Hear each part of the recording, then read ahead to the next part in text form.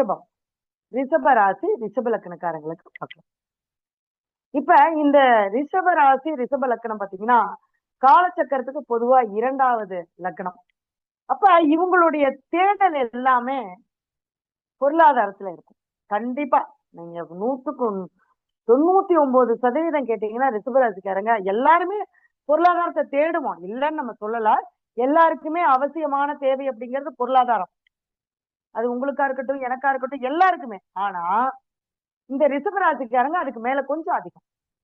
ஏன்னா சுக்கரனுடைய வீடு, சுக்கரனாலே பணம், கையிருப்பு பணம் இல்லையா? அப்ப அந்த சுகபோகமா வாழ்றதுக்கு என்ன வேணும்? பணம் வேணும், வீடு வேணும். வீடு இருந்தா சுகபோகமா வாழலாம். ஒரு மனிதனுக்கு அத்தியாவசிய தேவைகள் என்பது வீடு, பணம். அப்ப நம்மளுடைய தேவைக்கு தேவையான பணத்தை அவங்க தேடுறதுக்காக அவங்க ஓடிட்டே இருப்பாங்க. அப்ப இந்த ரிஷபராசிக்காரங்களுக்கு ஈஸியா அது கிடைக்கும். ஏன்னா சுக்கிரன் அங்கே ஆட்சி பெற்றிருக்கார். அப்ப சுகபோகமான வாழ்க்கை. அப்போ 6ஆம் அதிபதியும் அவரே. இந்த ரிஷபராசிக்காரங்க பாத்தீங்க அப்படின்னா, அதாவது இவங்களுக்கு அந்த பாதிப்புகள் அப்படிங்கிறது என்ன அப்படிங்கிறது பாத்தீங்க அப்படின்னா, இவங்களுடைய கற்பனை, ஆசை. நான் அதுமே சொன்னேன், ஆசை அதிகமாகும் போது அது கர்மாவாக மாறும். ஒரு தொழில நேர்மையா செய்யலைன்னா அது கர்மாவா மாறும். அது எல்லாருக்குமே, இந்த ஜோதிடமா இருந்தாலும் சரி, நம்ம செய்யக்கூடிய ஒரு சின்ன வேலையா இருந்தாலும் சரி, நம்ம வாங்குற காசுக்கு அந்த பயனில்லாம அந்த வேலையை செஞ்சோம் அப்படின்னா அது கர்மாவா மாறும். அடுத்த ஜென்மத்துல கண்டிப்பா அதுக்கான பிறப்பு உண்டு. இப்ப நம்ம எல்லாமே ஜோதிடரா ஏன் வந்திருக்கோம் அப்படின்னா, போன ஜென்மத்துல நம்ம யாருக்கோ வழிகாட்ட தவறிட்டோம், சரியான வழிகாட்டுதல் இல்லை. இப்ப பாத்தீங்கன்னா நம்ம அது மூலமா சரியான வழிகாட்டிட்டு, அதுதான் உண்மை. அப்ப இவங்க பாத்தீங்க அப்படின்னா 6ஆம் அதிபதி சுக்கரனே இருக்கிறதுனால இவங்களுடைய ஆசைகள் மூலமாக தான் இவர்களுக்கு அந்த இடத்துல என்னவாகுங்க, பிரச்சனைகள் கொடுக்கும். இவங்க எப்பவுமே பாத்தீங்க அப்படின்னா அந்த இடத்துல பாத்தீங்க அப்படின்னா நமக்கு ராகு கேது நீசமாகும். அப்ப ராகு கேது நீசமாகும் போது அளவுக்கு அதிகமான கற்பனை, அளவுக்கு அதிகமான தேவைகள், அளவுக்கு அதிகமான ஆசைகளை அனுபவிக்க நினைக்கிறதுனால இவங்களுக்கு என்ன ஆகுது அப்படின்னா அதன் மூலமா தான் இவங்களுக்கு பாதிப்பு வரும். அப்ப சுகபோகம். சுக்கிரனா பெண்கள், பெண்கள் சார்ந்த விஷயங்களில் ரிஷபராசி கண்டிப்பாக கவனமா இருக்கணும். ஏன்னா அந்த இடத்துல என்னங்க, சூரியனும் குருவும் பகை. அப்ப சூரியன் சொல்லக்கூடியது யாரு? ரிஷபராசிக்கு 4ஆம் அதிபதி. அப்ப 4ஆம் அதிபதி அங்க சூரியன் அந்த இடத்துக்கு பகையாடுறாரா? அப்ப ரிஷபராசிக்காரங்க, ரிஷப லக்கணக்காரங்க தாயாருக்கு என்ன செய்தாலும் அவங்களுக்கு என்ன ஆகாதுங்க, அவங்க சாட்டிஸ்ஃபைட் ஆக மாட்டாங்க. எப்ப பார்த்தாலும் அவங்களுக்கு பகையாத்தான் இருக்கும். சொத்து, சொத்து சார்ந்த விஷயங்கள்ல அவங்க ரொம்ப கவனமா இருக்கணும். இல்லைன்னா அந்த சொத்து அவங்களுக்கு என்னவா மாறிடுங்க, தன்னுடைய அதாவது தன்னுடைய இழப்பை அனுபவிக்கக்கூடிய ஒரு கர்மாவாக அந்த இடத்துல அவங்களுக்கு மாறும். ஏன்னா எந்த கிரகம் அந்த இடத்துல பகையா இருக்கோ, அது எந்த வீட்டோட அதிபதியா இருக்கோ அதன் மூலமா தான் இவங்களுக்கு அங்க கர்மா வேலை செய்யும். சொத்துல பாத்தீங்க அப்படின்னா வில்லங்கமான சொத்தா வாங்கிறது, அல்லது அந்த சொத்தை வாங்கினதுக்கு அப்புறம் இவங்களுக்கு உடல் ஆரோக்கியம் பாதிக்கப்படுறது, அல்லது வீடு கட்டினதுக்கு அப்புறம் இவங்களுக்கு உடல் நலத்துல பாதிப்பு வர்றது, இல்ல அம்மாவுக்கு பிரச்சனை வருது. இந்த மாதிரி நிறைய இடங்கள்ல நம்ம பார்த்திருக்கோம். அப்ப இந்த ரிஷபராசி ரிஷப லக்கணம் பாத்தீங்க அப்படின்னா சூரியன் அப்ப 4ஆம் இடம். அப்ப 4ஆம் இடம் சொல்லக்கூடிய அந்த வீட்டின் மூலமாக, சொத்தின் மூலமாக ஏற்படக்கூடிய வளர்ச்சி என்பது இவங்களுக்கு இருக்க. அப்ப வீடே கட்ட முடியாதாங்க? கட்டலாம். அதனால சுக்கிரன் உங்களுக்கு 11ஆம் இடத்துல உச்சமாகுது. அப்ப உங்க லக்னாதிபதி 11ஆம் இடத்துல உச்சமாகும் போது நீங்க ஆசைப்பட்ட எல்லாமே கிடைக்கும். ஆனா நீங்க ஆசைப்படுறது எப்படி அப்படிங்கிற விஷயத்தை மட்டும்தான் நீங்க கவனமா பார்த்துக்கணும். ஏன்னா 5ஆம் இடத்தில் சுக்கிரன் நீசமாகிறார்.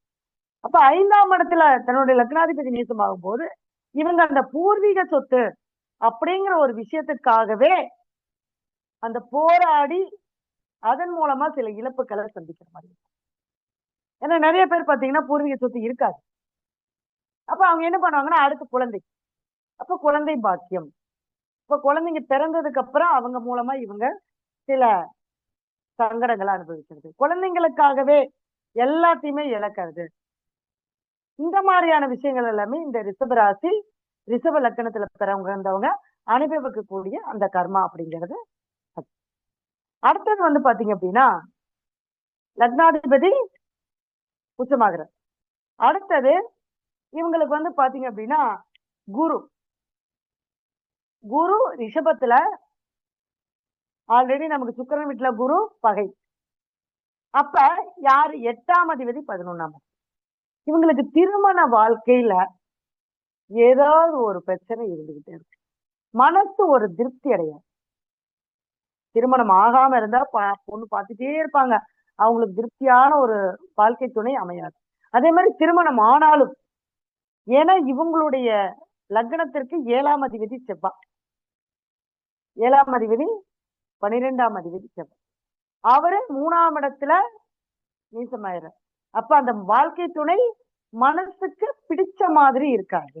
இவங்களுக்கு எத்தனை, அதாவது ஒரு சிலர் பாத்தீங்கன்னா 2-3 கல்யாணங்கள் கூட நடந்திருக்கும், ஆனா அவங்களால அந்த மனைவி அப்படிங்கக்கூடிய அந்த வாழ்க்கை துணை அப்படிங்கக்கூடிய ஒரு விஷயங்கள்ல ஒரு திருப்தியான ஒரு மனநிலைய அவங்களால அனுபவிக்க முடியாது. அது எப்பவுமே இருக்கிறது தாங்க, கல்யாணமே அதுக்காக ஆகாது அப்படின்லாம் சொல்ல முடியாது. அந்தந்த திசாபுத்தி வரும்போது, கிரகங்கள் வரும்போது அதனுடைய கர்மாவை சேர்த்து விட்டுரும். அதுக்கப்புறம் அவங்களுடைய வாழ்க்கையில இது வந்து நான் சொல்றது எல்லாமே பொதுவான விஷயங்கள். அவங்க கர்மாவை அவங்க அனுபவிக்கிறது. இதுவே அந்த திசாபுத்தி வரும்போது பாதிப்புகள் அதிகமா இருக்கும். சூரிய திசையோ அல்லது குரு திசையோ வரும்போது அவங்க அந்த 8ஆம் இடம் சொல்லக்கூடிய ஆயுள் சம்பந்தப்பட்டது, மாங்கல்யம் ஸ்தானம் சம்பந்தப்பட்டது, திருமணம் சார்ந்த விஷயங்கள்ல அப்பதான் அவங்க அந்த கர்மாவை அவங்க அனுபவிப்பாங்க. ஆசைப்பட்ட அவங்களுக்கு வாழ்க்கை துணை, ஆசைப்பட்ட எந்த ஒரு விஷயமுமே அவங்க அனுபவிக்க முடியாது. இவங்க எல்லாம் பாத்தீங்கன்னா இந்த ஷேர் மார்க்கெட்ல இன்வெஸ்ட்மெண்ட் பண்றது இதெல்லாமே இவங்க தவிர்த்துக்கிறது ரொம்ப நல்லது. ஏன்னா அந்த மாதிரி விஷயங்களுக்கு நம்ம போகும்போது பண இழப்புகள் ஆகும். ஏன்னா குருனா பெரிய பணம், இவங்க சுக்கிரன் கையிருப்பு பணம், இவங்க எப்பவுமே கையில காசு வச்சிருப்பாங்க, செலவு பண்ணுவாங்க, தேவைக்கு பணம் வந்துடும். ஆனா அதுவே இந்த ஷேர் மார்க்கெட் இந்த மாதிரியான விஷயங்கள்ல போடும்போது கண்டிப்பாக பாதிப்பு கொடுக்கும். ஏன்னா 2ஆம் அதிபதி 11ஆம் இடத்துல நீசமாகிறார் புதன், 2 5 குடையார். அப்ப இவங்க குழந்தைங்க பேர்ல எந்த ஒரு விஷயத்தையும் அவங்க செய்யக்கூடாது. செஞ்ச என்னவாங்க இழப்புகளை சந்திக்கிற மாதிரி இருக்கும். நிறைய விஷயங்கள் இருக்கு. ஒரு ராசி ஒரு லக்னத்தை எடுத்துக்கிட்டா அதுல நம்ம நிறைய விஷயங்களை நம்மளால எடுக்க முடியும். அப்ப இந்த ரிஷப ராசி ரிஷப லக்னத்துக்கு பாத்தீங்க அப்படின்னா, அதாவது திருப்பாம்புரம் ஒரு முறை வாழ்க்கையில வருஷத்துல ஒரு முறை திருப்பாம்புரம் போயிட்டு வரணும். ஆனா குலதெய்வ வழிபாடு இவங்க கண்டிப்பா செஞ்சே ஆகணும். மாசம் மாசம் குலதெய்வ வழிபாடு, அதுவும் பெண் தெய்வ வழிபாடு ரொம்ப சிறப்பு கொடுக்கும். இவங்க அந்த பெண் தெய்வ வழிபாட்டை செஞ்சுக்கிட்டே வரணும். அடுத்தது வந்து பாத்தீங்க அப்படின்னா ஒரு முறை ஆலங்குடி, வருஷத்துல ஒரு முறை குரு பகவான தரிசனம் பண்ணிட்டு வரணும்.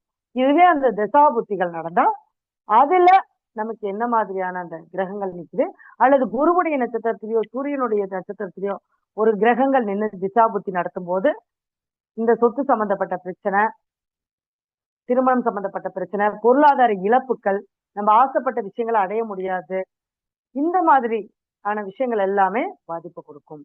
அப்ப நம்ம அதை சரியான முறையில பார்த்து நம்ம அதை சரி பண்ணிக்கும் போது கண்டிப்பா அதுக்கான நிவர்த்தி நமக்கு கண்டிப்பா கிடைக்கும். இங்க வந்து பாத்தீங்க அப்படின்னா, அதாவது ஒவ்வொரு ராசிக்கும் உண்டான ஒவ்வொரு லக்னத்துக்கும் உண்டான சில ஆலய வழிபாடுகள் நம்ம வச்சுக்கணும். அது வருஷத்துல ஒரு முறையாவது நம்ம அந்த ஆலயத்துக்கு போயிட்டு வரணும். ரெகுலரா நம்ம செய்யறது எப்படின்னா, இவங்க அதாவது வயதானவங்களுக்கு கண் சம்பந்தப்பட்ட விஷயங்கள், கண்ணாடியோ அல்லது கண்ணுக்கு தேவையான மருந்தோ, இந்த மாதிரி முகாம் போயிட்டு அவங்களுக்கு ஒரு உதவி செய்யறது, இந்த மாதிரியான விஷயங்கள் எல்லாமே இவங்க செஞ்சுட்டே வந்தாங்கன்னா இவங்களுடைய வாழ்க்கையில வெற்றி அப்படிங்கிறது சூப்பரா இருக்கும். அடுத்தது யாரோ ஒரு குருவை வழிகாட்டுதலா எடுத்துக்கணும். ஏன்னா குரு இல்லாத வித்தை குருட்டு வித்தை. நமக்கு என்னதான் அந்த கிரகங்கள் பகையா இருந்தாலுமே கூட நம்ம அவங்கள தேடி போய், ஏன்னா இந்த உறவு ஏன் நமக்கு அந்த கிரகம் பகையாச்சு? நாம முற்பிறவியில அவங்கள தாயை பராமரிக்க தவறிட்டோம். தாயாருக்கு உண்டான விஷயங்களை நம்ம செய்யல. தாய்க்கு கடமைகளை நம்ம செய்யல. ஒரு குரு துரோகம் பண்ணிட்டோம். அதனால அந்த கிரகம் நம்மளுடைய லக்னத்துல பகையா இருக்கு. இதுவும் அந்த கிரகம் அங்கேயும் இருந்துருச்சுன்னு வச்சுக்கோங்க உங்க ஜாதகத்துல. சொல்லவே வேண்டாம். சொன்னதெல்லாம் 100%. இல்லைன்னா நமக்கு ஒரு 75% எப்பவுமே இருக்கும். நம்ம உடம்புல 98% ஹீட் இருந்தாதான், வெப்பம் இருந்தாதான் அது நம்ம உடம்பு இயங்கும். அதுக்கு குறைஞ்சதுன்னா ஜன்னி வந்துடும். அதுக்கு கூடுச்சுன்னா காய்ச்சல் வந்துடும். இந்த கூடுறது 2 டிகிரி மட்டும்தான் நம்மளுக்கு கர்மா. அந்த 2 பிளஸ் பண்ணி சேர்த்து அந்த தசாபதி நடக்கும்போது நமக்கு தாங்க முடியாத கஷ்டங்களை கொடுக்கறது. அப்ப இதெல்லாம் நம்ம சில விஷயங்களை நம்ம ரெகுலரா வழிபாடுகள் மூலமாக நம்மளால அதை சரி பண்ணிக்க முடியும். அப்ப ஆலங்குடி குரு பகவான வழிபாடு பண்ணிட்டோம்.